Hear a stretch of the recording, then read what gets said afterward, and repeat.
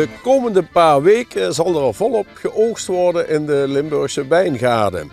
Dit weekende zijn ze al begonnen in Veilen bij Sint Martinus.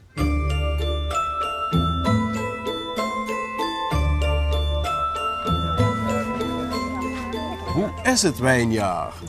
Is dat niet lastig te zeggen? Ik vind dat altijd, ik zeg dat liefst altijd in november, december. Dan zit het in de tanks, dan zit het in de barriekvaten en dan kan ik daar eens goed over nadenken. Maar ik moet eigenlijk zeggen van, het is eigenlijk het is best een goed jaar geweest. Je moest wel weten wat je deed. We hebben wel minder opbrengst, we hebben gewoon meer weggeknipt. Omdat we zagen dat we gewoon niet de rijpheid haalden zeg maar, van afgelopen jaren. Dus zon in september? We hebben toch september even, dat is gewoon heel eerlijk. September was natuurlijk niet de meest geweldige september. Maar we hebben daar gewoon op geanticipeerd. We hebben gewoon begin september hebben we gewoon bijna 30% weggeknipt.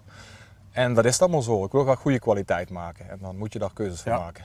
Terwijl de zomer weer heel warm was, had dat nog een effect? Ja, dus dat is ook goed geweest. Als we die niet hadden gehad, dan had ik nou niet zo lachend gestaan. Nee. Dus nu ben ik de kwaliteit dus gewoon goed. Daar mogen we echt niet over klagen. En daar kunnen we wat moois maken in de kelders van.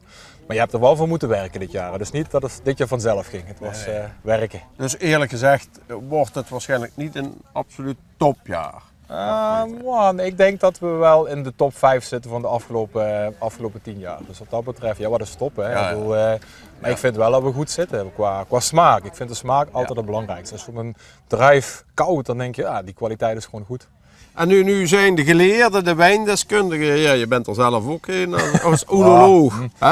Oenoloog is toch een van de weinigen.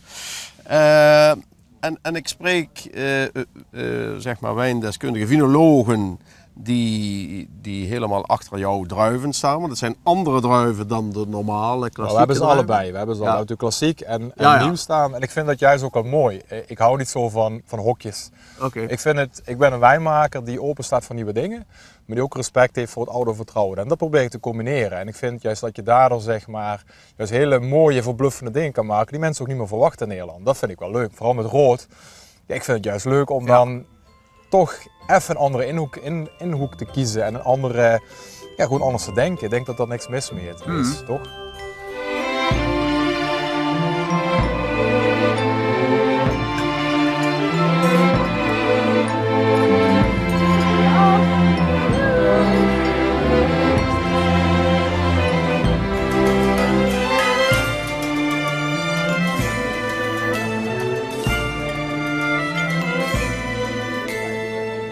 Ik persoonlijk vind dat je moet kijken naar de wijn. En als je gewoon ziet waar wij staan, of het nou Château Sint-Gerlach is, of Gradeshoeve is, of Château Holmoelen of Kasteel van Boek. Je hoort wat ik zeg, het zijn allemaal toch de goede bedrijven. En die proeven de wijn en die beoordelen wijn op kwaliteit. En volgens mij is het belangrijkste wat de consument lekker vindt. En als je dan kijkt naar de wijn zelf, als je ziet hoeveel medailles we winnen internationaal. En als de mensen het lekker vinden, dat vind ik het belangrijkste. En of het nou van Pinot Noir is gemaakt of van Monarch. Is dat zo belangrijk dan? Volgens mij is de kwaliteit en de smaak het allerbelangrijkste. En dat zijn druiven die eigenlijk ontdekt zijn in laboratoria in Duitsland en in Zwitserland? Het zijn in principe kruisingen. Hoe zeg maar, ook een Pinot Blanc en een Pinot Gris en een Pinot Noir ook zijn natuurlijk broertjes van elkaar. Zeg maar. En zo is eigenlijk ook zijn deze ras. Want dit is zeg maar een kruising van een Cabernet Sauvignon. Dus zeg maar de traditionele Cabernet Sauvignon is gekruist met een ander ras. En zo krijg je zeg maar steeds nieuwe kruisingen. Om een beetje een idee te geven, er zijn 11.000 rassen op de wereld. 11.000. Ja. En het is misschien wel leuk als je kijkt, als je naar Griekenland op vakantie gaat, of naar Catalonië, of naar Italië. Daar staan hele andere druivenrassen dan bijvoorbeeld in de Bourgogne, om maar eens wat te noemen. Dat heeft puur te maken dat elke streek heeft denk ik rassen staan die passen bij de streek zelf. Ja. En wij zijn hier op zoek naar de rassen die hier passen. En of dat nou dadelijk een Pinot Noir is, wat we ook hebben staan, of een Monarch is, ik vind dat niet zo belangrijk. Nee. Maar dat is mijn mening.